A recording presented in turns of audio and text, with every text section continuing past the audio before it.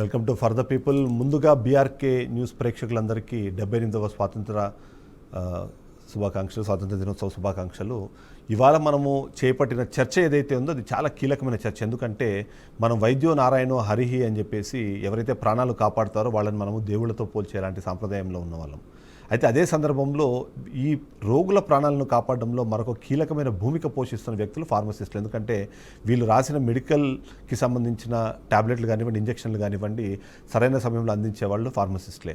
అయితే ఈ సందర్భంలో ఇవాళ తెలంగాణ రాష్ట్రంలో ఒక కొత్త తరహా చర్చ మొదలైంది. ముఖ్యంగా చూస్తే మాత్రం ఫార్మసిస్టులు ముఖ్యంగా మెడికల్ షాపులు నిర్వహించేందుకు ఉన్న నిబంధనలు తుంగలో తొక్కి కొత్త తరహా ఆలోచనలతో ముందుకు వెళ్తున్న పరిస్థితి మనకు కనిపిస్తోంది. ఇవాళ రాష్ట్ర వ్యాప్తంగా దాదాపుగా 45,000 మెడికల్ షాపులు ఉంటే అందులో అర్హులు ఎంతమంది అందులో పనిచేస్తున్నారు, అర్హులకు ఎంతమందికి అక్కడ ఉద్యోగాలు దొరికాయి, అనర్హులు ఎంతమంది వాటిని నడిపిస్తున్నారు, అంతేకాకుండా అసలు ఫార్మసీతో కానివ్వండి లేకపోతే మెడిసిన్తో సంబంధం లేకుండా ఎంతమంది ఇప్పుడు మెడికల్ షాపుల్లో మందులు అందిస్తున్నారు అన్న ఒక చర్చ చేస్తే మాత్రం ఇవాళ చాలా భయంకరమైన వాతావరణం తెలంగాణ రాష్ట్రంలో ఏర్పడింది అన్న విషయం అయితే మనకు అర్థమవుతుంది.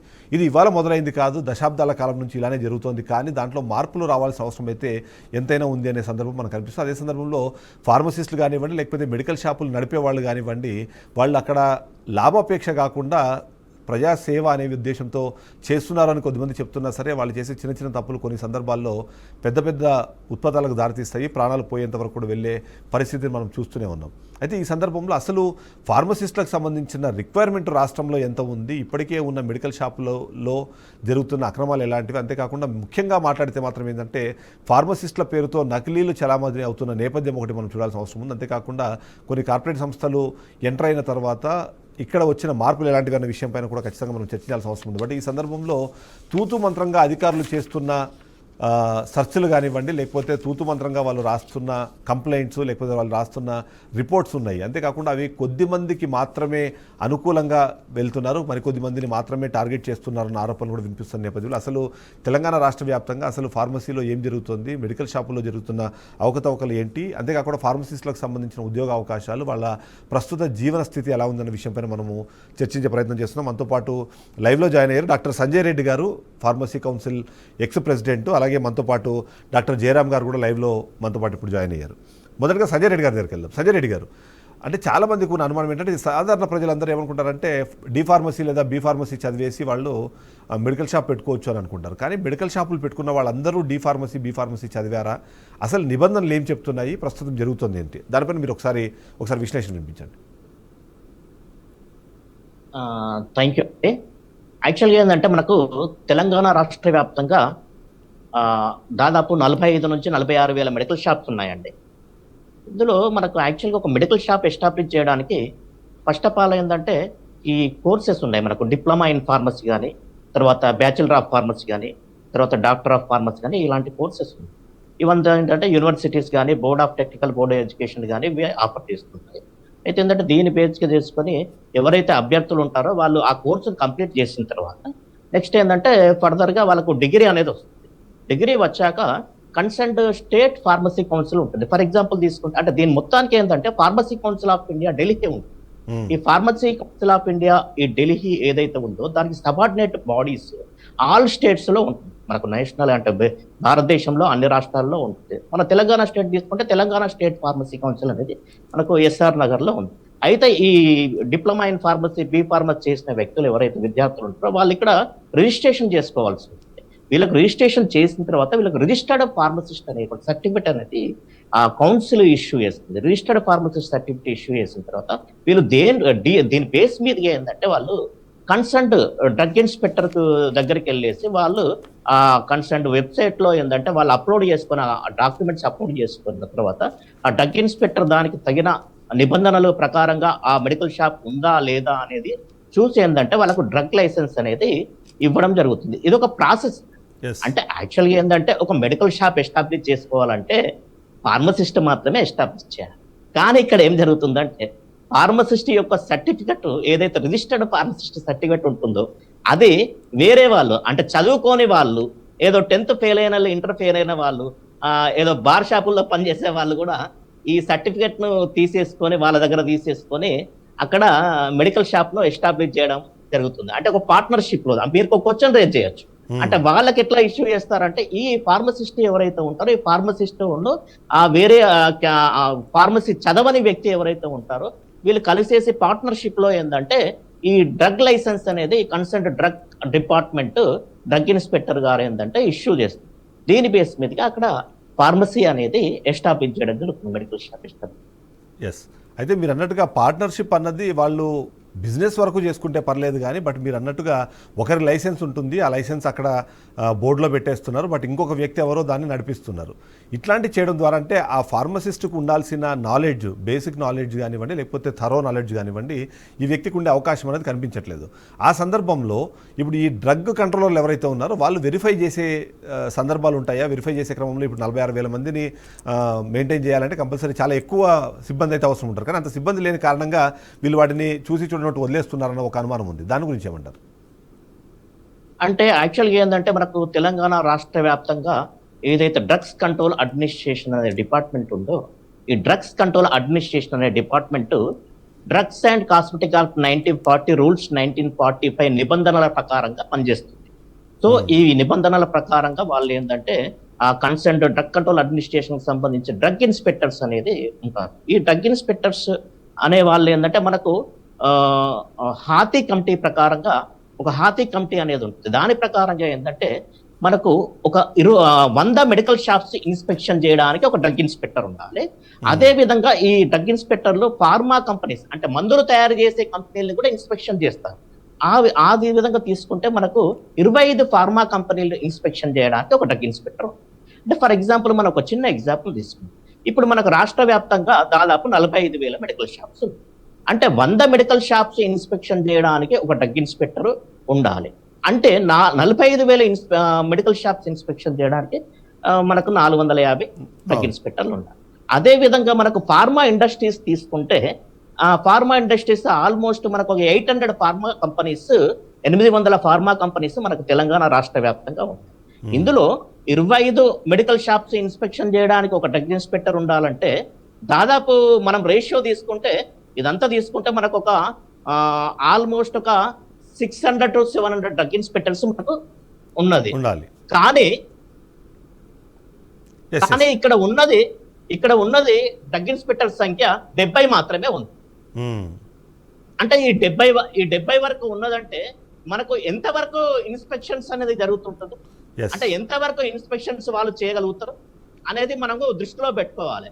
అయితే మనము ఇంకో విషయం ఏంటంటే మనకు రాష్ట్ర వ్యాప్తంగా ఎన్ని అంటే మెడికల్ షాప్స్ ఉన్నాయి. అంటే ఇదే కాకుండా ఏంటంటే ఇంకో సిస్టమ్ ఉంది ఏంటంటే డ్రగ్ ఇన్స్పెక్టర్స్ అనే వాళ్ళు మనకు ఏదైతే మెడికల్ షాపుల్లో స్పూరియస్ డ్రగ్స్ ఉంటాయి, అడల్టరేటెడ్ డ్రగ్స్ ఉంటాయి, అంటే కల్తీ మందులు ఉంటాయి, వాటి నాణ్యత ఏ ఉంది అనేది కూడా ఇన్స్పెక్షన్ చేసేది ఈ డ్రగ్ ఇన్స్పెక్టర్లే.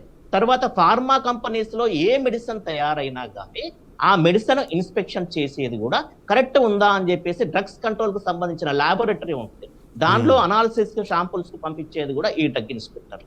అంటే ఎంతవరకు న్యాయం జరుగుతుంది అనేది మనకు ఈ విషయం చెప్తేనే మనకు తెలిసిపోతుంది.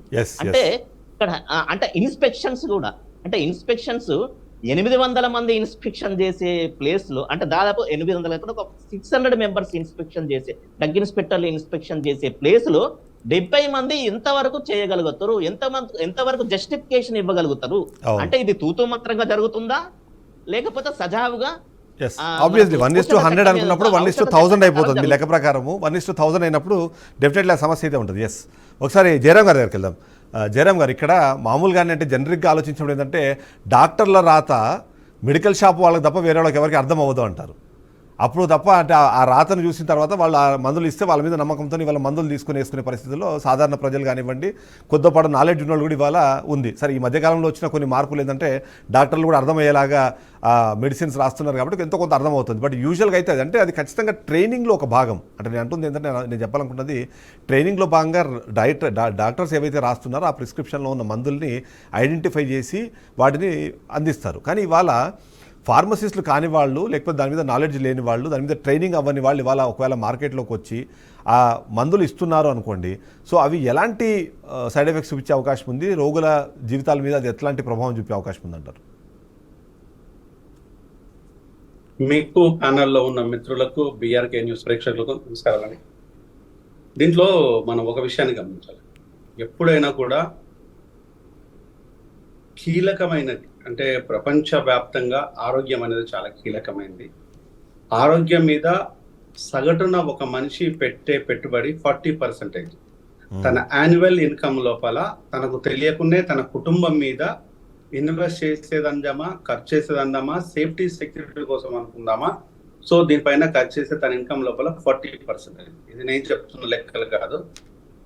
ఇది ఒక WHO నివేదిక యావత్ కొన్ని దేశాలను పరిశీలించిన తర్వాత, ఇతర దేశాలను పరిశీలించిన తర్వాత ఈక్వల్ క్యాలిక్యులేషన్ కాకుండా ఇది బేసిక్ క్యాలిక్యులేషన్స్ తోనే చెప్తున్నమాట. ఇది అంటే కొంతమందికి ఎక్కువ కావచ్చు, తక్కువ కావచ్చు. That is a different story. So overall గా ఒక మనిషికి ఖర్చు అయ్యేది, ఒక కుటుంబానికి ఖర్చు అయ్యేది తన ఇన్కమ్ లో 40%. ఇక నాణ్యత అనేది మందులు ఇచ్చేవాడి లోపల ఉండదండి. మందులు ఇచ్చేవాడు అనేది ఏ మందు అయితే రాస్తామో ఆ మందు ఇస్తాడు. లేదు అనుకుంటే దానికి సబ్స్టిట్యూట్ అంటుంటారు. సపోజ్ ఫర్ ఎగ్జాంపుల్ మనము నార్ఫ్లాక్సిన్ అనే టాబ్లెట్ కానీ, లేకపోతే ఆగ్మెంటిన్ చెప్పుకుందాం. కోవిడ్ లోపల చాలా కీలకంగా మనము Augmentin, Dolo plus Dolo 650 mg ఈ టాబ్లెట్స్ ను చాలా విరివిరిగా మనం చూస్తాం. కాఫ్ సిరప్స్ కావచ్చు, ఇట్లాంటి కాఫ్ సిరప్స్, ఇవి చాలా విరివి. అంటే ఇది ఆ డాక్టర్ రాసిన ఏ ప్రిస్క్రిప్షన్ ఏదైతే ఉందో మెడికల్ షాప్ అతను ఇవ్వగలిగినప్పుడు సబ్స్టిట్యూట్ చేయగలుగుతారు. కానీ మందు ఒకటైతే ఇంకోటి ఇవ్వడానికి అయితే స్కోప్ లేదు, ఇవ్వలేరు. సో దాన్ని సబ్స్టిట్యూట్ చేయవచ్చు. ఆ సబ్స్టిట్యూట్ కూడా ఏంటంటే నాణ్యత గల ఒక కంపెనీ, మల్టీనేషనల్ కంపెనీ డ్రగ్ రాసినప్పుడు దానికి సబ్స్టిట్యూట్ గా ఇంకొక రకమైన మందు తనకి ఇన్కమ్ ఎక్కడి నుంచి ఎక్కువగా ఉంటుందో ఆ మెడిసిన్ మాత్రం ఇవ్వడానికి స్కోప్ ఉంటుంది. ఇందులో కూడా ఇంకొక రకమైన విషయం ఏం జరుగుతుందంటే పేషెంట్ కు నష్టం జరిగేది. ఎక్కడ నష్టం జరుగుతుందంటే డాక్టర్ గారు రాసిందేమో మల్టీనేషనల్ కంపెనీస్ ప్రిస్క్రిప్షన్ రాస్తారు. చాలా ఇంపార్టెంట్.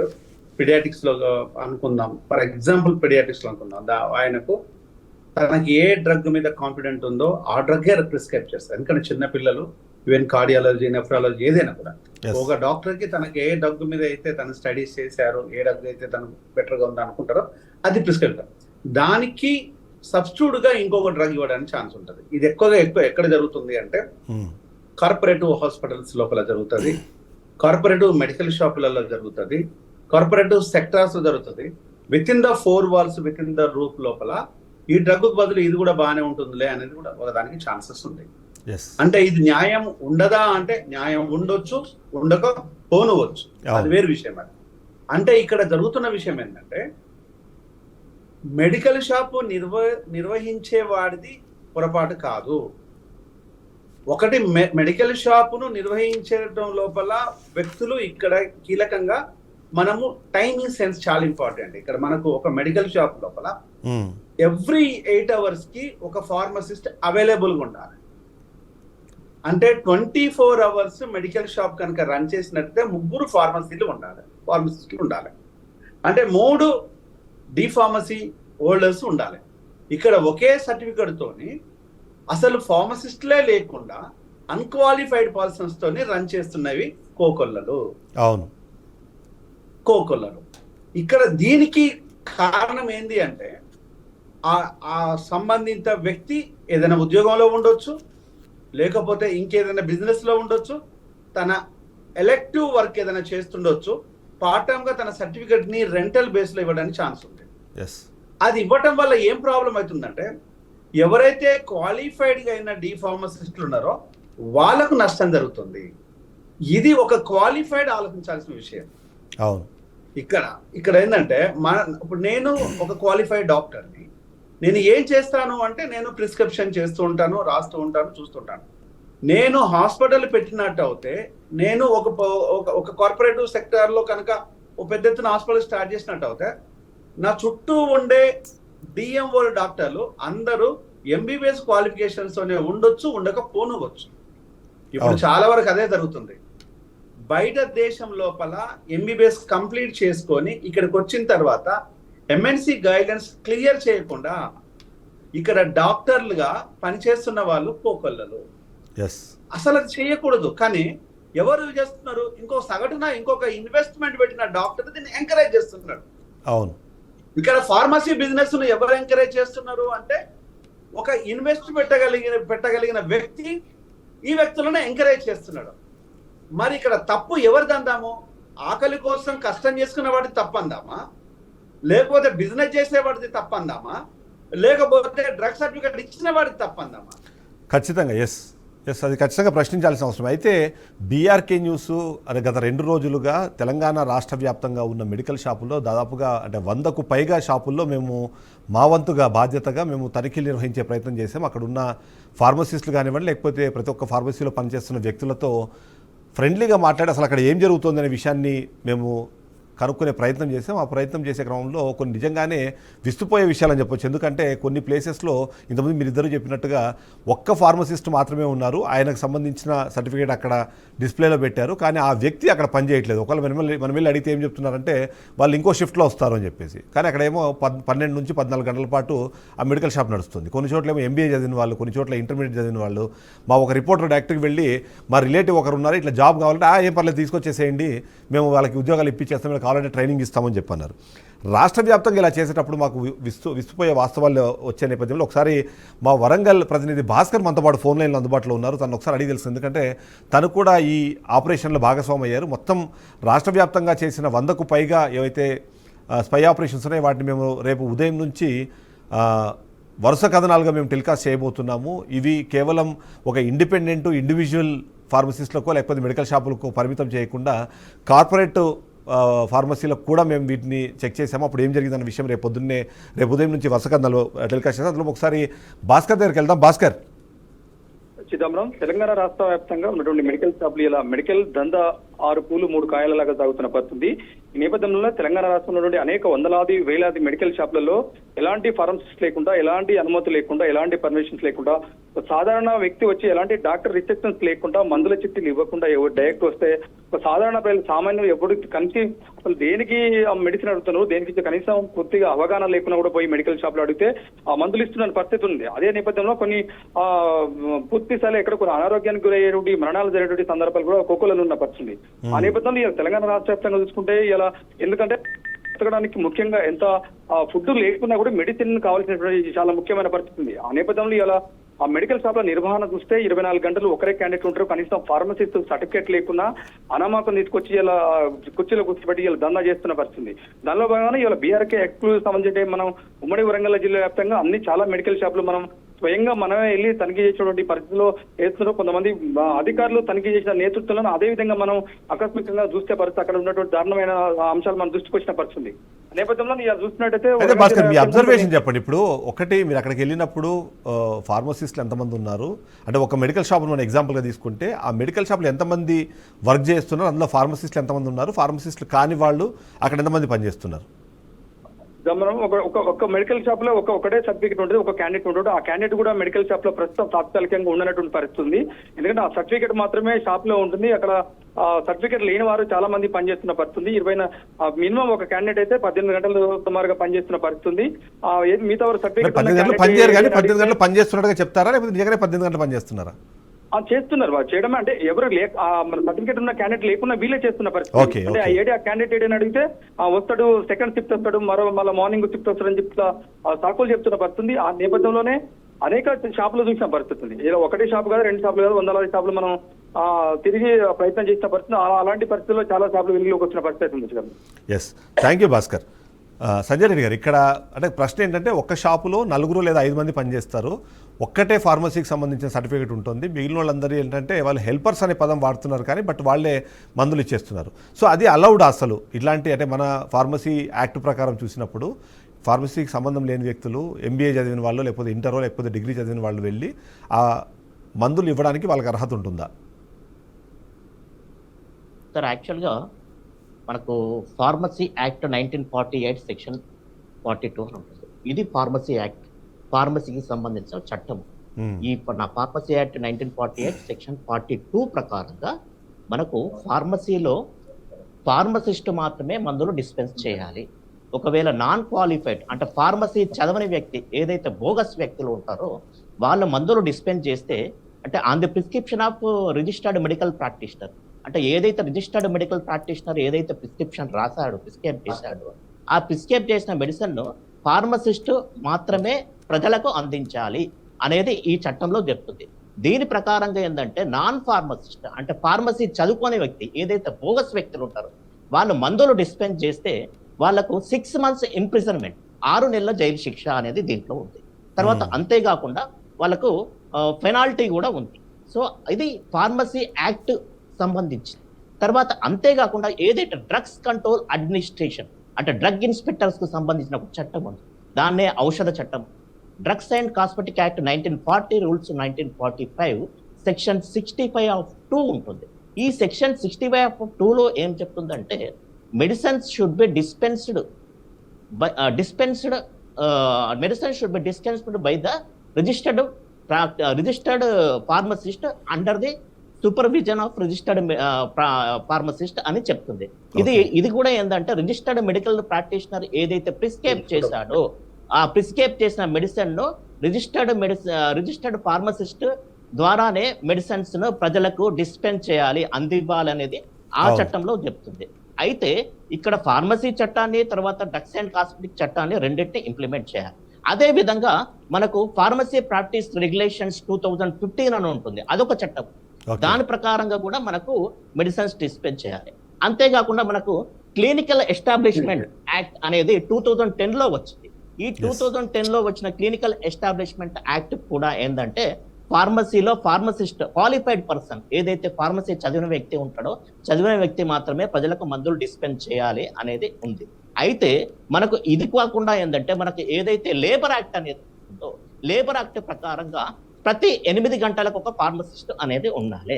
ఇప్పుడు డ్రగ్ లైసెన్స్ అనేది అయితే మనకు అపోలో చైన్ ఫార్మసీస్ ఉన్నాయి, అపోలో ఫార్మసీ కావచ్చు, లేకపోతే మెడిప్లస్ లాంటి ఫార్మసీలే కావచ్చు, లేకపోతే అవుట్లెట్స్ ఏదైతే రిటైల్ ఫార్మసీస్ ఉంటాయో ఈ రిటైల్ ఫార్మసీస్ చాలా మందికి అంటే మనకు చైన్ ఫార్మసీస్ తీసుకున్నా కొన్ని రిటైల్ ఫార్మసీస్ తీసుకున్నా they are running 24 hours around the clock వాళ్ళు రన్ చేస్తున్నారు మెడికల్ షాప్.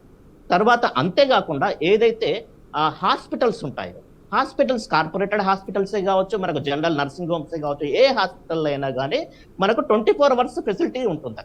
సో అక్కడ కూడా ఏంటంటే ఒకటే సర్టిఫికెట్ ఏదైతే రిజిస్టర్డ్ ఫార్మసిస్ట్ ఒకరు ఉంటారో వాళ్ళ సర్టిఫికెట్ పైన మాత్రమే వాళ్ళు డ్రగ్స్ కంట్రోల్ అడ్మినిస్ట్రేషన్ అంటే డ్రగ్ ఇన్స్పెక్టర్ వద్ద డ్రగ్ లైసెన్స్ తీసుకొని వాళ్ళు మెడికల్ షాప్ కానీ రన్నింగ్ చేసుకుంటున్నారు. అంటే హాస్పిటల్స్ లో కావచ్చు, నర్సింగ్ హోమ్స్ లో కావచ్చు, ఇటు చైన్ ఫార్మసీస్ అయిన అపోలో కావచ్చు, మెడిప్లస్ కావచ్చు, ఏదైతే రిటైల్ కౌంటర్స్ ఉంటాయో మనకు మార్కెట్ లో ఎక్కడైతే రిటైల్ కౌంటర్స్ కనబడతారో ఇక్కడ ఏదైనా కానీ ఒకే సర్టిఫికేట్ మీద తీసుకుంటున్నారు డ్రగ్ లైసెన్స్ తీసుకొని వాళ్ళు 24 hours రన్ చేస్తున్నారు. కొంతమంది ఏమో 16 hours రన్ చేస్తున్నారు. కానీ మనకు యాక్చువల్గా ఏంటంటే లేబర్ యాక్ట్ ప్రకారంగా లేకపోతే మనకు ఫార్మసీ చట్టం ఏదైతే ఔషధ చట్టం ఉందో దాని ప్రకారంగా ప్రతి 8 గంటలకు ఒక ఫార్మసిస్ట్ ని పెట్టుకోవాలంటే మనకు ఒక మెడికల్ షాప్స్ ఏదైతే 24 hours నడుస్తుందో ఫార్మసీ దానికి 3 ఫార్మసిస్టులు ఉండాలి. ఇక్కడ చూస్తే 3 ఫార్మసిస్టులు ఉండదు, ఒకటే ఫార్మసిస్ట్ కనబడుతుంది. ఆ ఒక్క ఫార్మసిస్ట్ కూడా ఏంటంటే ఫార్మసిస్ట్ మనకు కనబడట్లేదు, అక్కడ ఫార్మసిస్ట్ డిస్పెన్స్ చేయట్లేదు. ఇన్స్టెడ్ ఆఫ్ ఫార్మసిస్ట్ కాక్స్ ఎవరైతే నకిలీలు ఉంటారో బోగస్ వ్యక్తులు ఉంటారో వాళ్ళు చదువురాని వాళ్ళు కూడా మందులు డిస్పెన్స్ చేస్తున్నారు. అంటే చదువురాని వాళ్ళు కూడా మందులు డిస్పెన్స్ అంటే మందు అనేది మెడిసిన్ అనేది ఒక ప్రాణాధారమైనది. మనకు వ్యాధి డిసీజ్ వచ్చినప్పుడు మనము ఏదైతే మెడికల్ ప్రాక్టీషనర్ ఉంటారో రిజిస్టర్డ్ మెడికల్ ప్రాక్టీషనర్ అంటారో వాళ్ళ దగ్గరికి వెళ్ళి మనము ట్రీట్మెంట్ చేయించుకున్నప్పుడు వాళ్ళు ప్రిస్క్రైబ్ చేసిన మెడిసిన్ ఇవ్వవలసింది ఎవరు అంటే వాళ్ళకు ఒక మెడిసిన్ లేకపోతే ఇంకో మెడిసిన్ కూడా ఇన్స్టెడ్ ఆఫ్ దట్ మెడిసిన్ వేరే మెడిసిన్ ఇస్తే ఎవరు జడ్జిమెంట్ ఇవ్వాలి, ఎవరు డిసైడ్ చేస్తారు? అది ఓన్లీ ఫార్మసిస్ట్ మాత్రమే డిసైడ్ చేస్తారు. ఎందుకంటే ఫార్మసిస్ట్ అనే వ్యక్తి దాదాపు 4 నుంచి 6 సంవత్సరాలు ఫార్మసీ అంటే మందుల మీద ఎంతో రీసెర్చ్ చేసి మందులకు సంబంధించిన ప్రతి ఒక్క అంశము చదువుతాడు. ఆ మందు ఏ విధంగా తయారైతుంది, ఆ మందు బాడీలో ఎట్లా పనిచేస్తుంది, ఆ బాడీ మందు మీద ఏ విధంగా పనిచేస్తుంది, దీన్ని ఫార్మకోకైనెటిక్స్ ఫార్మకోడైనమిక్స్ అంటారు. ఆ తర్వాత ఏంటంటే సైడ్ ఎఫెక్ట్ ఏంటి, అది ఏ టైంలో వేసుకోవాలి, ఆ రూట్ ఆఫ్ అడ్మినిస్ట్రేషన్ ఏంటి అంటే ఇవన్నీ టాక్సిటీ ఎఫెక్ట్స్ ఏమొస్తాయి, సైడ్ ఎఫెక్ట్స్ ఏమొస్తాయి. ఫర్ ఎగ్జాంపుల్ మీకు చిన్న ఎగ్జాంపుల్, ఒక టెట్రాసైక్లిన్ అనే టాబ్లెట్ డాక్సిక్లిన్ టాబ్లెట్ అందరికీ తెలుసు. ఫర్ ఎగ్జాంపుల్ టెట్రాసైక్లిన్ అనే డాక్సిక్లిన్ అనే టాబ్లెట్స్ ఒక నర్సింగ్ మదర్ అంటే పాలిచ్చే తల్లికి, ఒక గర్భవతికి కానీ కాలిచ్చే తల్లికి ఈ చదువుకునే వాళ్ళు ఈ బోగస్ వ్యక్తులు ఎవరైతే ఉంటారో ఇన్ కేసు ఇట్లా నాకు ఫీవర్ వచ్చిందంటే ఏదైనా యాంటీబయాటిక్ ఇంకేదైనా ఇచ్చేసి ఇది ఇస్తే ఆ బేబీ ఎవరైతే పుట్టిన శిశువు ఆ పాలు తల్లి పాలు తాగే శిశువు ఉంటాడో ఎల్లో కలరేషన్ ఆఫ్ టీత్, అంటే టీత్ అనేది ఎల్లో కలర్ వస్తుంది. అంటే ఇది Yes. ఎంత సైడ్ ఎఫెక్ట్? ఒకప్పుడు థాలిడోమైడ్ అనే డ్రగ్ ఇవ్వడం వల్ల ఈ అన్నెసెసరీగా అసలు డాక్టర్ ప్రిస్క్రిప్షన్ చేయకుండా టాలిడోమైడ్ అనే డ్రగ్ కోకోమేలియా అనే ఒక సైడ్ ఎఫెక్ట్ వల్ల Yes. పిల్లలకు లిమ్స్ అంటే చేతులు కాళ్ళు Yes. లేకుండా పుట్టారు. అంటే ఇది ఎంత డేంజరస్ స్టెప్ అండి. Yes, yes. సంజయ్ రెడ్డి గారు, మనం ఒక రేషన్ ఒకసారి షాప్కి ఇంటరప్ట్ చేస్తాను మిమ్మల్ని ఇక్కడ. రేషన్ షాప్కి వెళ్ళినప్పుడు కూడా Yes. రేషన్ షాప్ ఏదైతే లైసెన్స్ హోల్డర్ ఉంటారో ఆయన్నే ఏది బియ్యం కానీ ఆ గ్రాసరీస్ ఇస్తాడు. అలాంటిది ఇక్కడ ఏం జరుగుతుంది? ఎస్, ఒక్కసారి నేను ఇక్కడ మీకు ఒక షార్ట్ బ్రేక్ తీసుకుంటాను, ఎందుకంటే ఒక కమర్షియల్ బ్రేక్ ఉంది. ఆ బ్రేక్ తర్వాత మళ్ళీ మనం డిస్కషన్ కంటిన్యూ చేద్దాము. ఓవరాల్గా ఇప్పటివరకు సమస్య అన్నది కేవలం ఒక్క ప్రాంతంలో కాదు, మొత్తం రాష్ట్ర వ్యాప్తంగా ఉంది. దీనికి సొల్యూషన్స్ వెతకకుండా కేవలం కొద్దిమందిని మాత్రమే శిక్షిస్తున్నారు అన్నది ఒక వాదన వినిపిస్తున్న నేపథ్యంలో ఎందుకు అలా జరుగుతుందన్న విషయంపై మనం విశ్లేషించే ప్రయత్నం చేద్దాము. ఒకసారి డాక్టర్ జయరాం గారి దగ్గరికి వెళ్దాం. జయరాం గారు, ఇప్పుడు ఫార్మసిస్టులకు సంబంధించి మన యాక్ట్లు కానివ్వండి మిగిలినవన్నీ చెప్తున్న నేపథ్యం మనం చూస్తున్న పరిస్థితులు, అంతేకాకుండా ఫార్మసీ చేసిన వాళ్ళు పక్క నుండి ఇలాంటి వాళ్ళతో అంటే బయట వాళ్ళతో వేరే వాళ్ళతో ఇలాంటివి ఇప్పించే క్రమంలో మరొక కీలకమైన అంశం ఏంటంటే వాళ్ళే దాదాపుగా డాక్టర్ లాగా బిహేవ్ చేసేస్తున్నారు. వెళ్ళిపోయి నాకు తలనొప్పో కాలు నొప్పో మోకాలు నొప్పో ఇంకోటి ఏదో మామూలుగా జ్వరమో తలనొప్పో అంటే ట్యాబ్లెట్స్ ఇవ్వడం వేరు. ఇవాళ రేపు వాళ్ళు దాదాపుగా యాంటీబయాటిక్స్ కూడా వాళ్ళే ఇచ్చేసే పరిస్థితికి చాలామంది ఫార్మసిస్టులు అని చెప్పడానికి లేదు కానీ బట్ మెడికల్ షాపులో పనిచేస్తున్న వాళ్ళైతే అలా బిహేవ్ చేస్తున్నారు. సో అది ఆరోగ్యం మీద ఎలాంటి ప్రభావం చూపే అవకాశం ఉంటుందంటారు? ఇందులో మనం చూడాల్సింది ఏంటంటే ఒక ఫార్మసీ మెడికల్గా ఒక మనిషి బ్రతకడానికి, లేకపోతే ఒక మనిషిని ట్రీట్ చేయడానికి, లేకపోతే ఒక సర్జరీ చేయడానికి ఫార్మసిస్ట్ మాత్రమే కీలకమైన వ్యక్తి కాదు. Yes. ప్రభుత్వం చాలా కీలకమైన విషయం. ఇక్కడ ప్రభుత్వం తను చేయాల్సిన పని ఏంటంటే ఫస్ట్ హెల్త్ మీద మనం చేస్తున్న అలొకేషన్స్ ఎంత, ఇతర దేశాలలో ఏ విధంగా అలొకేషన్ ఉంది, భారతదేశంలో ఏ విధమైన అలొకేషన్ ఉంది, రాష్ట్రంలో ఏ విధమైన అలొకేషన్ అనేది చాలా ఇంపార్టెంట్. అంటే మీకు ఆ అలొకేషన్స్ అనేది మనకు తెలియకపోతే ఎందుకు ఇంత ఇబ్బందికరమైన పరిణామాలు వస్తున్నాయన్న విషయాన్ని మనకు అర్థం కాదు. ఇప్పుడు మొన్న లేటెస్ట్గా తెలంగాణ రాష్ట్రం లోపల ఆరోగ్యానికి కేటాయించింది 11,468 కోట్లు మాత్రమే. అంటే లెస్ దెన్ 3%. 4 కోట్ల మందికి ఇది లెస్ దెన్ 3% మాత్రం కేటాయించింది. అంటే మిగతా దేశాల లోపల ఎస్పెషల్లీ హెల్త్ మీద 20%, 16%, 25% ఇలా రకరకాలుగా ఉంటుంది. నాట్ లెస్ దెన్ 15% ఏ దేశంలో లేదు, ఒక భారతదేశం తప్ప. అంటే ఇక్కడ మనకు ఎక్కడ డిఫిషియన్సీ వస్తుంది? మరి ఇక్కడ ఫార్మసీ ఈ ఒకటే విధమా, లేకపోతే దానిపైన అబ్జర్వేషన్ లేకపోవడం అది ఇక్కడ ఫార్మసీ డ్రగ్స్ చేయటం కాదు. ఇక్కడ ఫార్మసిస్టుల మీద, మెడికల్ షాపుల మీద విరివిరిగా ప్రభుత్వానికి అబ్జర్వేషన్ కావాలి. అబ్జర్వేషన్ కావాలంటే ఇక్కడ సగటున ఎంతమంది ఇక్కడ ఫార్మసిస్టులు పనిచేయాలి, డ్రగ్ ఇన్స్పెక్టర్స్ పనిచేయాలి అంటే సగటున 600 నుంచి 800 మంది. క్వాలిటీగా చేయాలంటే 800 మంది 8,000 మంది ఉండాలి. మరి ఈరోజు 8,000 పీపుల్ ఈరోజు దానిపైన ఉంటుందా? మన దేశం లోపల 4 కోట్ల మందికి ఇక్కడ ఉన్న ఫార్మసీ ఇన్స్టిట్యూషన్స్ ఎన్ని ఉన్నాయి, హాస్పిటల్స్ ఎన్ని ఉన్నాయి, క్లినిక్స్ ఎన్ని ఉన్నాయి, వీటి అన్నింటిని మనం కంపేర్ చేస్తే ఆ విధంగా ఉన్నామా అంటే నెట్ పరిస్థితిలో లేవు.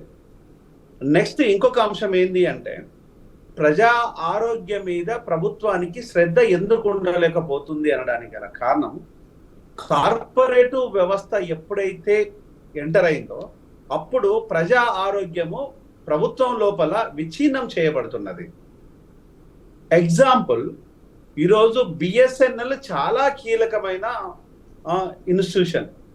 దాన్ని దెబ్బకొట్టడం కోసం ప్రైవేట్ కంపెనీస్ అనేకం వచ్చేస్తున్నాయి.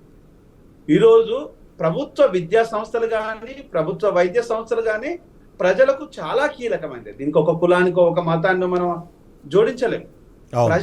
ప్రజలకు ఆరోగ్యం కావాలి, ప్రజా ఆరోగ్యం ప్రభుత్వం చూడాలి, ప్రభుత్వ ఆధీనంలో ఉండాలి. మరి ఈరోజు ప్రభుత్వ ఆధీనంలో ప్రజా ఆరోగ్యం ఉన్నదా అంటే లేదు. ఒకవేళ ప్రభుత్వ ఆధీనంలో ప్రజా ఆరోగ్యం ఉంటే కరోనా వచ్చినప్పుడు అన్ని కోట్ల మంది మనకు చేజారి ఎందుకు పోయారు? అవును, ఈరోజు చర్చిల తలుపులు మూసారు, ఆ రోజు టెంపుల్ తలుపులు మూసారు, మసీదుల తలుపులు మూసారు. ఓపెన్ చేసిన ఓన్లీ హాస్పిటల్స్ డోర్లు మాత్రమే. అంత పవిత్రమైన ప్లేస్ని, అంత రిక్వైర్మెంట్ని, అంత ఇంపార్టెంట్ ప్లేస్ని ఈరోజు less than 3% కేటాయిస్తున్నామంటే అంటే ప్రజల పైన మనకున్న చిత్తశుద్ధి లేదు కాబట్టి అవును, ఈ రోజు కొన్ని విచ్ఛిన్నమైన శక్తులు వాళ్ళ చేతిలోకి తీసుకొని ఈ విధంగా దోపిడీ చేస్తున్నాను దానికి ఎగ్జాంపుల్. అవును, అవును, దీనిపైన కీలకంగా ఒకటేమో అబ్జర్వేషన్ ఉండాలి, నెక్స్ట్ క్వాలిఫికేషన్ ఉండాలి, క్వాలిటీ ఉండాలి. ఎస్. ఇక్కడ అబ్జర్వేషన్ లేదు. అయితే ఒక చిన్న స్టాటిస్టిక్స్ చెప్తాను మీకు. నేను ఒక చిన్న స్టాటిస్టిక్స్ నేను ఇవాళ రీసెర్చ్ చేసే టైంలో ఏంటంటే బాగా అభివృద్ధి చెందింది అని మనం చెప్పుకునే యూఎస్ఏలో దాదాపుగా 50,000 మెడికల్ షాప్, 50 నుంచి 55,000 మెడికల్ షాపులు ఆ దేశం మొత్తం మీద ఉంటే, సరే భారతదేశ జనాభా ప్రకారము మనకి ఒక 4 ఎక్కువ వేసుకుంటే 2 లక్షల మెడికల్ షాపులు ఉండాలి. కానీ ఇవాళ దాదాపుగా 9 లక్షల మెడికల్ షాపులు భారతదేశంలో ఉన్నాయనేది ఒక నంబర్. సో దాన్ని మీరు అన్నట్టుగా సేవ అనే దృక్పథం నుంచి దాన్ని వ్యాపార దృక్పథంలోకి ఎప్పుడో వెళ్ళిపోయింది. దాంట్లో ఇంకా పెద్ద అనుమానం ఏం లేదు. అంటే ఇట్లా ఏంటంటే ఇప్పుడు ఆర్గనైజ్డ్, అన్ఆర్గనైజ్డ్ అని చెప్పేసి 2 సెక్టర్స్ కింద వీళ్ళు విడిపోయారు. ఇప్పుడు మీరు అన్నట్టుగా మనం మాట్లాడుకుంటున్న కార్పొరేట్ కంపెనీస్ అన్ని వాళ్ళు మేము ఆర్గనైజ్డ్గా నడిపిస్తున్నాము, దాన్ని 24 hours సర్వీస్ ఇస్తున్నాం, మేము రేట్స్ కూడా మిగిలిన వాటితో పోలిస్తే మేము డిస్కౌంట్ రేట్లతో మేము కార్పొరేట్స్ అనేది అన్ని మనం తప్పుపట్టడం లేము. దానికి గల కారణం కూడా చెప్తాను నేను. భారత రాజ్యాంగం లోపల ఆర్టికల్ 38 ఏం చెప్తున్నది అంటే, ఎక్కడైతే ఒక private institution, other hospital, other company ఏది ఇన్వెస్ట్ చేసినా, ఏది ఎస్టాబ్లిష్ చేసినా, అదర్ కాలేజ్ ఏది చేసినా కూడా అక్కడ localised people, not at all caste తో సంబంధం లేదు, లోకలైజ్డ్ పీపుల్ కి ఒకవేళ కనుక ఒక కంపెనీ చేస్తే 25% అక్కడ పీపుల్ ని తీసుకొని ఆ కంపెనీ లోపల భాగస్వామ్యులుగా రన్ చేయాలి. అవును, ఎందుకు తీసుకోవాలి అనేది కీలకమైన అంశం. ఇది బిలో ఉంటది. ఎందుకు తీసుకోవాలి అంటే, ఇక్కడి నేలను తీసుకున్నావు, ఇక్కడి గాలిని తీసుకుంటున్నావు, ఇక్కడ కంపెనీ నుంచి డబ్బులు తీసుకుంటున్నావు, నెక్స్ట్ ఇక్కడ ముడి సరుకుని తీసుకుంటున్నావు, ఇక్కడ ఎన్విరాన్మెంట్ తీసుకుంటున్నావు, సేమ్ టైం వచ్చేసి ప్రభుత్వం లోపల ఉన్న డబ్బును కొల్లగొడుతున్నావు. కాబట్టి నువ్వు డిఫరెంట్ గా అయ్యమని చెప్తుంది. కానీ ఈ రోజు ప్రభుత్వాలు ఏం చేస్తున్నాయంటే, ఏ ప్రకారం మాత్రం అన్ని ఇచ్చేసి బి ప్రకారం ఏమి తీసుకోవట్లేదు. ఎందుకు అంటే ప్రభుత్వంలో కూడా కార్పొరేట్ వచ్చేసింది, అజమాయిషి ఉంది, ఆధిపత్యం ఉంది, ఇన్వెస్ట్మెంట్ ఉంది. ఇన్వెస్ట్మెంట్ ఇన్ ద సెన్స్ ఇది ఎలక్ట్రోల్ బాండ్ల పేరు మీద వాళ్ళు ఇక్కడ వీళ్ళకు అంటే మనం మళ్ళీ దాంట్లోకి వెళ్ళిపోతే మన చర్చ రాజకీయం అయిపోతే కొద్దిగా మళ్ళీ మనం దాన్ని ఇటువైపు సంజయ్ రెడ్డి గారు. దీనిపైన అబ్జర్వేషన్ ఒకటండి. దీనిపైన ప్రజలకు నాణ్యమైనది ఇవ్వాలనే థాట్ ని ఇక్కడ నాణ్యమైనది రాకపోవడానికి గల కారణం ఏంటి అంటే, 1990 లోపల సుప్రీంకోర్టు 12 members తో అంటే ఫుల్ బెంచ్ జడ్జిమెంట్ ప్రభుత్వము ప్రజా ఆరోగ్యం మీద కావచ్చు, ఏదైనా ప్రైవేట్ విషయంలో కానీ ఎలాంటి అజమాయిషి చేయొద్దని సుప్రీంకోర్టు జడ్జిమెంట్. అవునవును, కానీ మన దగ్గర చెప్పారు. ఎస్, ఒకసారి సంజయ్ రెడ్డి గారు, ఇక్కడ వస్తున్న సమస్య కూడా ఏంటంటే, ఎంతమంది ఉన్నారో అన్నది పక్కన పెడితే కంప్లైంట్స్ వస్తే కానీ అక్కడ చెక్కింగ్లు జరగట్లేదు అన్న పాయింట్ ఒకటి. ఎవరైనా సరే ప్రెషర్ పెట్టారు, ఫోర్స్ చేశారన్నప్పుడు కొద్దిమంది మీద మాత్రమే చర్యలు ఉంటున్నాయన్నది మరొక కీలకమైన పరిణామంగా మనం చూడాల్సిన అవసరం వస్తుంది. ఎందుకు అలాంటి పరిస్థితి? ఎందుకు డ్రగ్ ఇన్స్పెక్టర్లు లేకపోతే ఆ కంట్రోల్ చేయాల్సిన ఏవైతే వ్యవస్థలు ఉన్నాయో ఆ వ్యవస్థలు ఎవరో ఒకరు చెబితే కానీ మూవ్ అవ్వట్లేదా, ముందుకు వెళ్ళట్లేదా అన్న అనుమానం వస్తున్న నేపథ్యంలో దాన్ని ఎలా చూడాలంటారు? డ్రగ్స్ కంట్రోల్ అడ్మినిస్ట్రేషన్ ఏదైతే ఉందో, డ్రగ్స్ కంట్రోల్ కు సంబంధించిన డ్రగ్ ఇన్స్పెక్టర్స్ తనిఖీస్ అనేది చేస్తున్నారు, ఈ మధ్యనే చేస్తున్నారు. అంటే ఇప్పుడు మనకు తెలంగాణ 2014లో మనకు తెలంగాణ రాష్ట్రం అనేది వచ్చింది. సో 2014 తెలంగాణ రాష్ట్రం వచ్చినప్పుడు అప్పటి నుంచి కూడా మనం ఎక్కడ తనిఖీలు, ఈ ఫార్మసీలు, ఈ ఫార్మసిస్టులు, తర్వాత ఈ డ్రగ్ ఇన్స్పెక్టర్స్ అనే వర్డ్స్ ఎవరు వినలేదు, దాదాపు వినలేదు. స్పూరియస్ డ్రగ్స్ అనేది ఉండదు. కానీ ఈ మధ్యన ఏంటంటే తనిఖీలు అనేది జరుగుతుంది. కానీ తనిఖీలు ఏ విధంగా జరుగుతున్నాయి, ఏదైతే ఫేక్ మెడిసిన్, మెడికల్ షాపులలో ఫేక్ మెడిసిన్, స్పూరియస్ డ్రగ్స్ ఎలాంటివి ఉన్నాయో వాటి గురించి మాత్రమే జరుగుతుంది తప్పించేసి, ఇది drugs and cosmetic act 1940 rules 1945 ప్రకారంగా మిగతా సెక్షన్స్ ఏవైతే ఉన్నాయో అవి జరుగుతుంది తప్పించేసి, కానీ ఈ సెక్షన్ 65 మాత్రం దీనికోసం జరగట్లేదు. మీరు ఎక్కడైనా చూసుకోండి, ఈ షాపులో ఫార్మసిస్ట్ లేడు అనేది ఎక్కడ మనకు న్యూస్ రాలేదు. ఈ షాపులలో మేము ఇగో ఇన్ని కోట్ల మెడిసిన్స్ మేము పట్టుకున్నాము, ఇన్ని కోట్ల మెడిసిన్ స్పూరియస్ డ్రగ్స్ మేము పట్టుకున్నామని చెప్తారు గత 8 నెలల్లో దాదాపు 35 ఇన్సిడెంట్లు నకిలీ మాత్రల్ని లేదా నకిలీ మందుల్ని పట్టుకున్నది, దాంట్లో పౌడర్లు వేసి తయారు చేసేస్తున్నారు, పెద్ద కంపెనీలకు సంబంధించిన లేబుల్స్ వేసి అమ్మేస్తున్నారు. దాదాపుగా 35 ఇన్సిడెంట్స్ జరిగినాయి. 35 చోట్ల అలాంటి నకిలీ మందులు పట్టుకున్న పరిస్థితి ఉంది. ఎస్ సంజయ్ రెడ్డి గారు. అయితే ఇక్కడ యాక్చువల్గా విషయం ఏంటంటే సార్, ఇప్పుడు మనము హాస్పిటల్కి వెళ్ళాం ట్రీట్మెంట్ కోసమో, మన ఫ్యామిలీ మెంబర్స్నో లేకపోతే మనమే వెళ్ళాం అనుకుంటే ట్రీట్మెంట్ కోసం వెళ్ళినప్పుడు అక్కడ ఎవరితో మనం ట్రీట్మెంట్ చేసుకుంటామో, అక్కడ ఎవరైతే కన్సల్టెంట్ ఉంటారో వారితో మాత్రమే, అంటే క్వాలిఫైడ్ మెడికల్ ప్రాక్టీషనర్ ఎవరైతే ఉంటారో వారితో మాత్రమే మనం ట్రీట్మెంట్ చేసుకుంటాం. కానీ అక్కడ ఉన్న ప్యూన్ తోటో లేకపోతే ల్యాబ్ అసిస్టెంట్ కంపౌండర్ తోట అయితే మనం ట్రీట్మెంట్ చేయించుకోలేము కదా.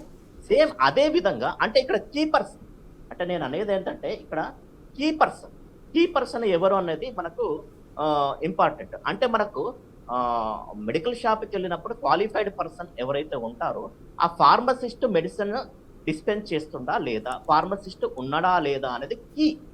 అక్కడ ఫార్మసిస్ట్ అనే వ్యక్తి ఉంటే, ఫార్మసిస్ట్ ఏంటంటే ఆయనకు ఒక ఎథిక్స్ అనేది ఉంటుంది, ఫార్మసీ సబ్జెక్ట్ గురించి మెడిసిన్ నాలెడ్జ్, మందులకు సంబంధించిన నాలెడ్జ్ అనేది ఉంటుంది.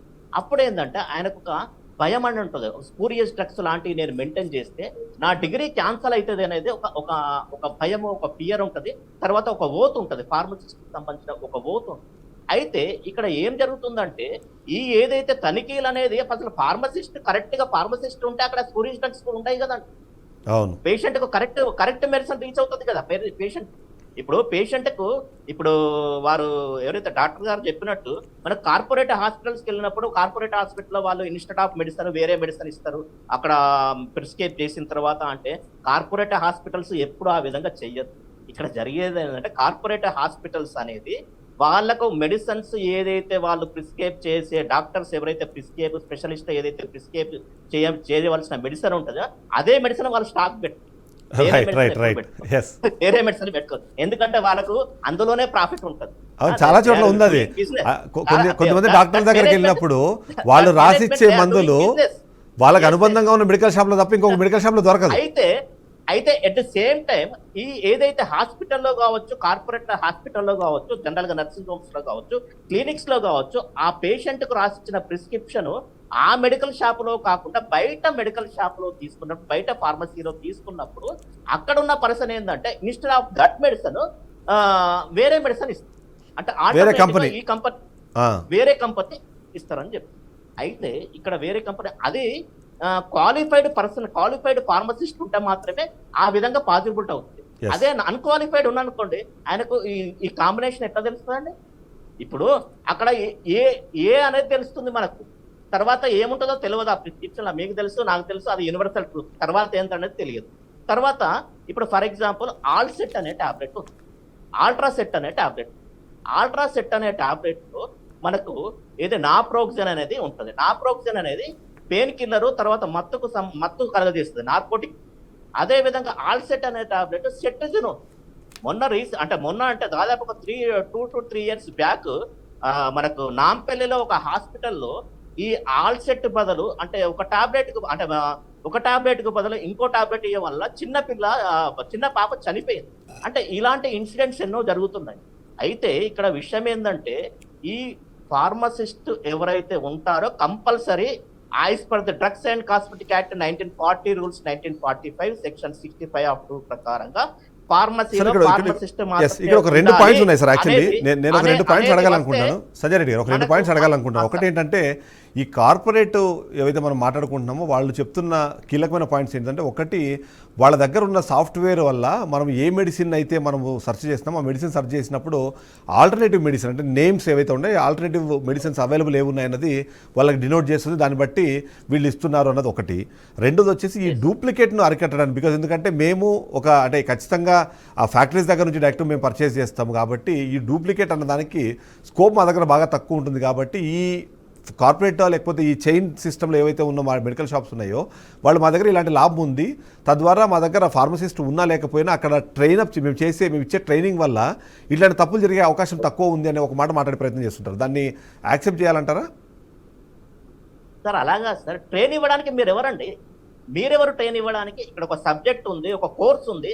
అంటే రేపు పొద్దున ఎంబీబీఎస్ ఇన్స్టెడ్ ఆఫ్ ఎంబీబీఎస్ ఆ కోర్సు చేయకుండా మెడికల్ కాలేజ్లో మీరు ట్రైన్ చేసేసేసి వాళ్ళకు ఏది ట్రీట్మెంట్ కానీ అంటే ఇప్పుడున్న పరిస్థితుల్లో ఒక డి ఫార్మసీ చేసిన వ్యక్తికి 18 నుంచి 20,000 జీతం ఇచ్చి వాళ్ళు పెట్టుకుంటే, అలాంటి వాళ్ళు ఎక్కువ మందిని పెట్టుకుంటే మాకు వచ్చే లాభాలు లేకపోతే వాళ్ళకి ఇచ్చే శాలరీస్ అవన్నీ చూసుకుంటే నష్టాల్లోకి వెళ్ళిపోతాయి కంపెనీస్. కాబట్టి ఒక్క పర్సన్ని పెట్టుకొని మిగిలిన వాళ్ళకి ట్రైనింగ్ ఇచ్చి తద్వారా అంటే డిస్పెన్స్ చేసే వ్యక్తి ఒకరే కానీ వాళ్ళందరి ద్వారా మేము ఆ హెల్ప్ తీసుకుంటున్నామని ఒక వాదం కూడా వినిపించే ప్రయత్నం చేస్తున్నారు. దాన్ని ఎలా చూడాలంటారు? అయితే ఇక్కడ మీరు చెప్పిన ఏదైతే మీరు స్టేట్మెంట్ ఇచ్చారో దీని ప్రకారంగా ఏంటంటే they are not service oriented. వాళ్ళు సేవా దృక్పథంగా చేయట్లేదు. దే ఆర్ ఫైనాన్షియల్ ఏదైతే ఎర్నింగ్స్ ఉన్నాయో దానికోసమే వాళ్ళు చేస్తారు. అంటే డబ్బులు సంపాదించే కోసమే చేస్తారు. అంటే శవాల మీద పేలాలు ఏర్పడినట్టు డబ్బులు సంపాదనే ధ్యేయంగా చేస్తున్నారు. అంటే మనిషి శరీరం అంటే మనిషి చచ్చినా పర్వాలేదు బ్రతికినా పర్వాలేదు అనే కాన్సెప్ట్ తో ఉన్నారు. మాకు సాలరీస్ ఇవ్వకపోతే నువ్వు పెట్టుకోకు, నిన్ను పెట్టుకోమని ఎవరైనా ఫోర్స్ చేశారా? మనకు తెలంగాణ రాష్ట్ర వ్యాప్తంగా ఉన్న 3.5 కోట్లు 4 కోట్ల జనాభా మీరు పెట్టండి అని వాళ్ళకైతే ఫోర్స్ చేయలేదు కదా. నీతోటి సాలరీస్ ఇవ్వే, నీకు కెపాసిటీ లేకపోతే నువ్వు రన్ చేయకు. తర్వాత ఇంకో విషయం ఏంటంటే మెడిసిన్ ఏదైతే మెడిసిన్ అనేది ఉందో, మెడిసిన్ అనేది దాదాపు 150% ప్రాఫిట్ ఉంటుందండి మెడిసిన్స్ లో. ఎందుకంటే కంపెనీ నుంచి డైరెక్ట్ గా చేసే వాళ్ళు 150% ప్రాఫిట్ ఉంటుంది. ఇప్పుడు ఫర్ ఎగ్జాంపుల్ మీరు ఏదైతే మెడిప్లస్ ఉందో, మెడిప్లస్ తీసుకోండి, చైన్ ఫార్మసీస్ ఈ మధ్యలో మీరు ఎక్కడ అవుట్లెట్స్ వెళ్ళినా కానీ 50 to 80% ఇస్తున్నాడు. ఎక్కడి నుంచి ఇస్తున్నాడంటే 50 to 80%, 50 to 80% డిస్కౌంట్ అనేది ఎక్కడి నుంచి ఇస్తున్నాయి? వాళ్ళు మేము డైరెక్ట్గా మ్యానుఫ్యాక్చర్ చేస్తున్నాము, డైరెక్ట్గా మ్యానుఫ్యాక్చర్ దగ్గర నుంచి మేము తీసుకుంటున్నాము, తద్వారా మాకు వచ్చే లాభాల్లో నుంచి అట్లా లేదంటే ఆ లాభాన్ని తగ్గించుకొని మేము ఇస్తున్నాము అనేది ఒక వర్షం వినిపించే ప్రయత్నం చేస్తున్నారు. నీకు లాభాలు తగ్గించుకొని ఇచ్చేసి అంత నీకు కైండ్ హార్టెడ్ జనరస్ అట్లా ఉంటే నువ్వు సాలరీస్ ఎందుకు ఇవ్వమంటే? అంటే మనం స్పెసిఫిక్గా ఒక్కరిని మనం అనాలి కాదు, జనరిక్ గా అడుగుతున్నాను. ఎందుకంటే జనరల్ గా మాట్లాడుతున్నా. అంటే ఎవరైనా మీకు సాలరీస్ ఇవ్వడానికి లేకపోతే నీకు ఇప్పుడు ఫర్ ఎగ్జాంపుల్ ఎక్కడ చూసినా గానీ కిరాణం షాప్, పాన్ షాపులు ఎట్లా పెడుతున్నారో, టీ షాపులు ఎట్లా పెడుతున్నారో, మెడికల్ షాపులు ఎట్లా పెడుతున్నారు? ఎవరు పెడుతున్నారు? ఇన్వెస్ట్మెంట్ చేసే కదా. డెఫినెట్లీ రాష్ట్ర వ్యాప్తంగా ఆల్మోస్ట్ అదే జరుగుతుంది. ఇక్కడ ఇంకో విషయం సార్, కరోనా అప్పుడు కరోనా పీరియడ్ లో తెలంగాణ రాష్ట్రంగా దాదాపు 21,000 మెడికల్ షాప్. ఇప్పుడు మెడికల్ కరోనా తర్వాత అంటే 2022 తర్వాత 2022 తర్వాత ఇది 2024 ఆగస్టు ఇప్పటి వరకు ఉన్న సంఖ్య 45,000. అంటే ఎంత పెరిగింది? Double almost. అంటే దీనిలో ప్రాఫిట్ ఉంటే పెట్టుకున్నాడా, ప్రాఫిట్ లేకుండా పెట్టుకోవచ్చు కదా, కిరాణా షాప్ పెట్టుకోవచ్చు కదా. అంటే ఇక్కడ సార్ విషయం ఏంటంటే, అంటే ఇప్పుడు ఏదైతే మనకు లేబర్ యాక్ట్ ప్రకారంగా 3 ఫార్మసిస్టులు పెట్టుకుంటాం, మీకు ఆ పేరు చేయకపోతే ఒక్క ఫార్మసిస్ట్ లైసెన్స్ తీసుకుంటారు కాబట్టి ఒక్క ఫార్మసిస్ట్ ద్వారా వారు కంటిన్యూ చేయట్లేదు. ఈ 5గురికి అంటే మిగతా 5గురు పనిచేస్తున్నారు ఆ మెడికల్ షాప్ లో. వాళ్ళకు ఒక్కొక్కరికి అట్లీస్ట్ మనకు హైదరాబాద్ లో సిటీలో లీవ్ చేసే వాళ్ళైతే అట్లీస్ట్ ఒక 20,000 ఎందుకు మాత్రం పడవదు. ఎవరికైనా కానీ 20,000 రూపీస్ పర్ మంత్ లేకుంటే వాళ్ళకు పుట్ట గడవదు, వాళ్ళకు ఫ్యామిలీ సర్వే అవ్వడం కష్టం. అయితే 5 ఇప్పుడు 5 unqualified focus candidate medical shop లో పెట్టుకున్నప్పుడు కార్పొరేట్ వాళ్ళు, మిగతా వాళ్ళు ఎవరైనా కానీ 5 నెలల 10 అంటే ఇక్కడ మనకి ఎంత ₹1,00,000 ఇస్తుందా? అవును. అంటే ఈ 5గురికి ₹1,00,000. మరి అదే 20,000 to 30,000 ఇస్తే ఫార్మసిస్ట్ ఎందుకు ఉంటాడంటే? కానీ ఆల్మోస్ట్ బీ ఫార్మసీ చేసిన వాళ్ళు ఎవరు నాకు తెలిసి మెడికల్ షాప్లో పనిచేస్తున్నట్లేదంటే డి ఫార్మసీకే ఉంటున్నట్టు. బీ ఫార్మసీ వాళ్ళందరూ ఫార్మసీ కంపెనీస్ లేకపోతే కొత్త ప్రొఫెషన్ ఎంచుకుంటున్నట్టున్నారు. అంటే ఇక్కడ సాలరీస్ ఇక్కడ గుర్తింపు లేకపోతే కొత్త డెఫినెట్లీ ఫర్ ఎగ్జాంపుల్ కన్క్లూజన్కి వెళ్దాం మనం. జయరామ్ గారు అసలు ఇంకో విషయం సార్ ఇక్కడ ఈ బీ ఫార్మసీ ఇప్పుడు క్వాలిఫైడ్ పర్సన్స్ అక్కడ ఉంటే వాళ్ళతో ఏం చేయించాలి, వాళ్ళు మేనేజ్మెంట్ ఏం చేయించాలి, వాళ్ళతో డ్రగ్ డిస్పెన్స్ చేయాలి, దాని మెకానిజం కానీ పేషెంట్ కౌన్సిలింగ్ అనేది చేయొచ్చు, యాజ్ పర్ ది యాక్ట్ చేయొచ్చు. అది చేయించాలా తప్పించేసి వీళ్ళు ఫార్మసీ చేసిన వాళ్ళతోటి అక్కడ క్లీన్ చేయించడము, రాక్స్ క్లీన్ చేయించడము, ఇలాంటి పనులు చేస్తే ఎవరు చేస్తారండి?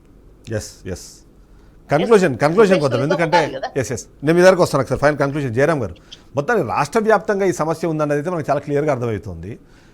సరే ఎందుకు మెడికల్ షాపు ఓనర్లు వాళ్ళని రిక్రూట్ చేసుకోవట్లేదు, లేదా ఆల్రెడీ డి ఫార్మసీనో బీ ఫార్మసీ చేసిన వాళ్ళు ఎందుకు సొంతంగా షాపులు పెట్టుకోలేదు అన్న దానికైతే మన దగ్గర సమాధానం ఉండకపోవచ్చు. ఎందుకంటే వాళ్ళ ఆర్థిక పరిస్థితులు లేకపోతే అక్కడ ఉన్న సిచ్యువేషన్స్ అవన్నీ మనకి కనిపిస్తుంటాయి. ఫైనల్గా సొల్యూషన్ ఏంటి? ఎందుకంటే ఈ ఫార్మసిస్టులకు సంబంధించి చాలా కీలకమైన అంశంగాను పెద్ద సమస్యగా మనకు కనిపిస్తున్నప్పుడు ఏంటి ఆల్టర్నేటివ్ సొల్యూషన్ ఏంటి, వీటికి ఎలా చేయాలంటారు? ప్రిస్క్రైబ్ రాసేటప్పుడు సెంట్రల్ గవర్నమెంట్ ఒక నామ్స్ రూపొందించింది. ఏం నామ్స్ రూపొందించిందంటే బ్రాండ్ పేరు రాయకూడదు, జెనరిక్ నేమ్ రాయాలి. అంటే కాంపోజిషన్ ఏదైతే ఉందో అమోక్సిసిలిన్ ఉంది, అమోక్సిసిలిన్ రాయాలి. Amoxicillin with clavulanic acid, amoxicillin with clavulanic acid రాయాలి. అది సంబంధించిన బ్రాండ్ నేమ్ రాయకూడదు అనేది నిబంధనలో ఒక భాగం.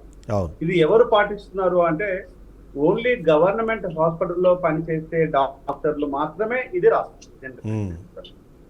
జనరిక్ నేమ్ తో రాయటం వల్ల ఏమవుతుందంటే ఈజీగా అర్థమవుతుంటుంది, ఈజీగా పాసిబిలిటీ ఉంటుంది. ఆ డ్రగ్ లేకపోతే ఇంకొక దగ్గర ఇంకొక ప్లేస్ లో తీసుకోవచ్చు. ఈ జనరిక్ షాప్స్ కూడా ఈ రోజు ప్రభుత్వము అవైలబుల్ చేసింది అనేది అందరికీ తెలిసిన విషయం. అంటే ఈ రోజు మీరు పదే మీరు 2 సార్లు నేను విన్నాను, డూప్లికేట్ మెడిసిన్ లో డూప్లికేట్ ఉండదండి. మెడిసిన్ లో డూప్లికేట్ ఉంటుంది. ఇప్పుడు అమోక్సిసిలిన్ అని ఇక్కడ రాసి ఉంటుంది, అమోక్సిసిలిన్ 500 mg అక్కడ ఉంటుంది. అంటే అమోక్సిసిలిన్ 500 mg జనరిక్ నేమ్ లో ఉన్నంత మాత్రాన జనరిక్ నేమ్ డూప్లికేట్ కాదు. ఒక బ్రాండెడ్ టాబ్లెట్ అమోక్సిసిలిన్ 500 mg ఇది ఒరిజినల్ కాదు. అంటే ఇక్కడ రాసేటప్పుడు కానీ వాడేటప్పుడు కానీ ఇది డాక్టర్కి మాత్రమే తెలుస్తుంది. ఏ మందు రాయాలి, ఏ మందుతోని రెస్పాండ్ అవుతున్నాడు, రోగం ఏ విధంగా తగ్గుతుంది అనేది. నేను కరోనా వచ్చినప్పుడు ఇట్స్ లైవ్ ఎగ్జాంపుల్.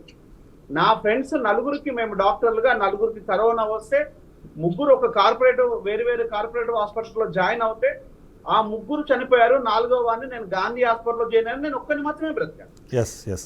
15 days కోమాలో ఉన్నాను. 15 days కోమాలో ఉన్నాను. ప్రభుత్వ హాస్పిటల్ లోపల అయ్యే మందులతో నేను బతికాను. కార్పొరేటివ్ హాస్పిటల్లో ఉన్న డాక్టర్లు ఎందుకు చచ్చిపోయారు? రైట్, లాస్ట్ పాయింట్ కంక్లూడ్ చేద్దాం. ఇంతకుముందు మిత్రుడు ఒక మాట చెప్పారు, కార్పొరేట్ హాస్పిటల్ నాకు చెయ్యదు అంటే మరి ఎవరు చచ్చిపోవడానికి గల కారణాలు ఏంటి? రైట్ అంటే తను చెప్పిన కాంటెక్స్ట్ ఇస్ డిఫరెంట్.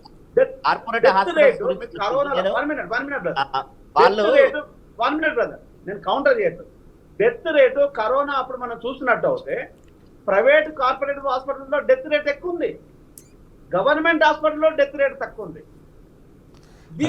దీన్ని నేను చాలా క్లియర్ గా అబ్జర్వ్ చేస్తాను. అంటే మేబీ అంటే నా అబ్జర్వేషన్ దాంట్లో డిఫరెంట్గా ఉందిలేండి. యాక్చువల్లీ అంటే దాని గురించి మనం వెళ్ళొద్దు కానీ జస్ట్ పాయింట్ చెప్తున్నాను. నేను బాగా సీరియస్ అయిన తర్వాతనే చాలా మంది ప్రైవేట్ హాస్పిటల్కి వెళ్ళే ప్రయత్నం చేశారు. అంతకుముందు ఇంట్లో ఉండే వాళ్ళు ఆ మెడిసిన్ తీసుకునే ప్రయత్నం, లేకపోతే అప్పుడు ప్రతి ఒక్కరు దాదాపుగా డాక్టర్లు అయిపోయారు. ఒక్కసారి ఒకరు కరోనా వచ్చిందంటే ఆ తర్వాత వాళ్ళ కుటుంబంలో వచ్చిన కరోనా వాళ్ళందరికీ సేమ్ డ్రగ్నే ఇచ్చేసారు. అప్పుడు కిట్లు అనే పేరుతో కూడా కొన్ని మీకు గుర్తుంది లేదు, అప్పుడు ఏది అందరూ సప్లై చేస్తూ వచ్చారు, డిస్ట్రిబ్యూట్ చేస్తూ వచ్చారు, ఎవరు రాజకీయ నాయకులతో సహా. సో మేబీ అంటే దాని అంతా పర్సెప్షన్ కొద్దిగా డిఫరెంట్ ఉంటుంది. ఎస్, అందుకని కొంత కరెక్ట్ అయి ఉండొచ్చు. అసలు విషయం ఏంటంటే any government hospital is attached with medical college. The people are the well qualified. there are seen the patients per day. Time లేదు, సారీ నేను మిమ్మల్ని ఇక్కడ ఇంటరప్ట్ చేస్తున్నాను. ఫైనల్ పాయింట్ సంజయ్ రెడ్డి గారు, ఫైనల్ పాయింట్ చెప్పండి. ఎందుకంటే ఇప్పుడు ఇవన్నీ మొత్తం రాష్ట్ర వ్యాప్తంగా ఇదే సమస్య ఉంది అని మనందరికీ తెలిసినప్పుడు కేవలం కొద్ది మందిని మాత్రమే టార్గెట్ చేస్తూ ఈ మధ్యకాలంలో కొన్ని జరిగాయన్న వార్తలు వినిపిస్తున్నాయి. ఎందుకు అలాంటి పరిస్థితి? అంటే అది పొలిటికల్ ప్రెషర్ అంటారా, లేకపోతే వాళ్ళ పర్సనల్ రిలేషన్సా, రీజన్సా, ఏంది, ఎలా చూడాలంటారు? లాస్ట్ పాయింట్ కంక్లూడ్ చేద్దాం సంజయ్ రెడ్డి గారు. సరే, ఇప్పుడు ఇంకో విషయం ఏంటంటే, ఇప్పుడు మన మిత్రులు వాళ్ళు చెప్పినట్టు యాక్చువల్గా కార్పొరేట్ హాస్పిటల్స్ నేను కాదు అన్న విషయం ఏంటంటే, కార్పొరేట్ హాస్పిటల్ మీరు ఏమని చెప్పారంటే వాళ్ళు మాతో మేనేజ్ కావట్లేదు, వాళ్ళకి సాలరీస్ ఇవ్వడము ఏది ఫార్మసిస్ట్ క్వాలిఫైడ్ పర్సన్స్ అని అంటే, అవును అది ఎందుకు కాదు అని చెప్పేసి నేను దాని గురించి కౌంటర్ ఇచ్చానని చెప్పేసి వాళ్ళని సపోర్ట్ చేయడం కాదు. Last point please. అనేది వాళ్ళు కాక్స్ బోగస్ వ్యక్తులకే ఇస్తారు కానీ క్వాలిఫైడ్ పర్సన్స్ ఇవ్వట్లేదు. క్వాలిఫైడ్ పర్సన్స్ ఇవ్వాలి, లేకపోతే వాళ్ళు క్లోజ్ చేసుకోవాలి, అంతే. ఇది చెప్పండి మీరు లాస్ట్ పాయింట్. ఎందుకు కొద్ది మందిని టార్గెట్ చేస్తూ జరిగే చెకింగ్స్ కానివ్వండి, లేకపోతే ఇప్పుడు జరుగుతున్న సిచ్యువేషన్స్ దాన్ని బట్టి పొలిటికల్ ప్రెషర్స్ అంటారా, లేకపోతే పర్సనల్ రీజన్స్ అంటారా? అయితే కొంతమందినే టార్గెట్ చేయడం అంటే ఇక్కడ పొలిటికల్ ప్రెషర్ అంటే పొలిటీషియన్స్ వాళ్ళకు ఏంటంటే గవర్నమెంట్ కానీ పొలిటీషియన్స్ కానీ వీళ్ళని టార్గెట్ చేయడానికి చెయ్యండి చెప్పడానికి వాళ్ళకు దాని గురించి ఎలాంటి అవగాహన ఉండదు.